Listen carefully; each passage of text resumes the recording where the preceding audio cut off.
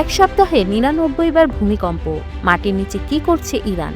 বিশেষজ্ঞরা বলছেন এমন দ্রুত ভূমিকম্পের ধারা শুধুমাত্র ভূতাত্ত্বিক নয়, সম্ভাব্য গোপন অস্ত্র বা মিসাইল পরীক্ষা। প্রথম ৩ দিনে ৫.৩ মাত্রার ভূমিকম্প তেহরান ও ইয়াজদেতে অনুভূত হয়। গোয়েন্দা সূত্রে জানাচ্ছে ইরানের মিসাইল ও পরমাণু স্থাপনা প্রায়শই ভূগর্ভে।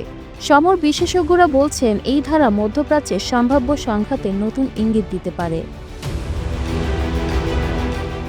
তেহরান বিশ্ববিদ্যালয়ের ভূপদার্থবিদ্যা ইনস্টিটিউটের নেটওয়ার্ক রেকর্ড করেছে ১০ থেকে ১৬ জানুয়ারি এক সপ্তাহে ৯৯টি ভূমিকম্প।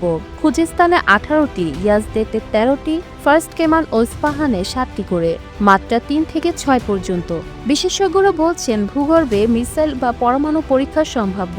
অতীতেও ইরান বহুবার ভূগর্ভে অস্ত্র পরীক্ষা চালিয়েছে। মার্কিন যুক্তরাষ্ট্রের হুমকির উত্তরে তেহরান বলছে পরমাণু স্থাপনায় সামান্য ক্ষতি হয়েছে। এখন নতুন ভূমিকম্পের ধারা আবারও জল্পনা সৃষ্টি করছে। বাংকারের নিচে কি পরীক্ষা চলছে? মধ্যপ্রাচ্যে যুক্তরাষ্ট্রের বিশাল নৌবহর মোতায়েন।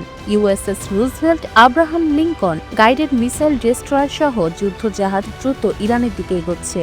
বিশেষজ্ঞরা বলছেন এত শক্তি মোতায়েন নতুন সংঘাতের প্রাকদর্শন। ইরানও জোর প্রস্তুতি নিচ্ছে। ভূমিকম্প এবং গোপন পরীক্ষায় যুগলবন্দি মধ্যপ্রাচ্যে সম্ভাব্য সংঘাতের নতুন প্রেক্ষাপট তৈরি করছে। যুক্তরাষ্ট্রের নৌবহর, আকাশসীমা পর্যবেক্ষণ এবং ইরানের ভূগর্ভে পরীক্ষা সব মিলিয়ে উত্তেজনার মাত্রা আশঙ্কাজনকভাবে বেড়ে গেছে।